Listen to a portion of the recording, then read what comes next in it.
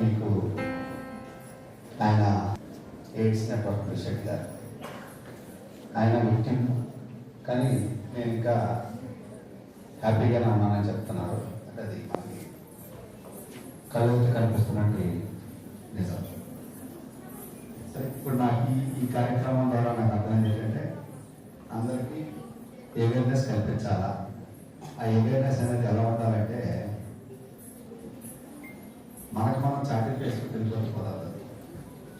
మనం తాలూకా మనస్తత్వం ఎలా ఉంటుందంటే మంచి అనగానే అదే మా ఏరియాలో చెప్తారు కథ. నాయుడు గారు అనగానే ఓ అన్నాడట, 10 మందికి భోజనం అంటే అన్నాడట. అలా ఉండకుండా అంటే గొప్ప ఏదో చెప్పుకోవడం పోతాం, అదే ఏదో మనకి ఇబ్బంది అయింది లేదా మనకి కామెంట్స్ అనేవి ఎదురవుతాయి అనే దానికి చెప్పడానికి ఇబ్బంది పడతాం ఒప్పుకోం. అది లేకుండా ప్రతి మనిషి కూడా, ఎందుకంటే ఎయిడ్స్ అనేది ఆ హెచ్ఐవి ఉందో లేదో కూడా తెలియదు కాబట్టి ఫస్ట్ ప్రతి వ్యక్తి టెస్ట్ చేసుకునేటట్టుగా జరిపించుకునేటట్టుగా వాళ్ళని మనం ఆ టెస్టింగ్ దగ్గరికి పట్టుకునేటట్టుగా అందరికీ అవేర్నెస్ అనేది ఉండాలి.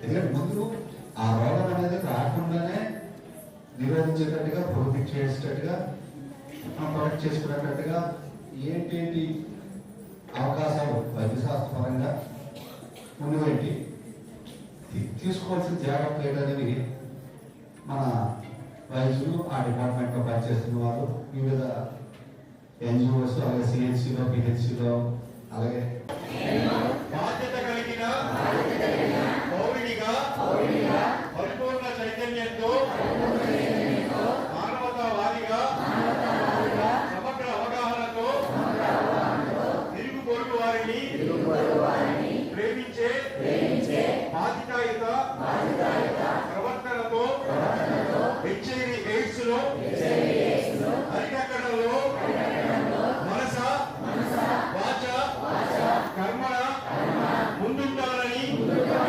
డిసెంబర్ 1 ప్రపంచ ఎయిడ్స్ దినం సందర్భంగా ప్రతిజ్ఞ చేస్తున్నాను.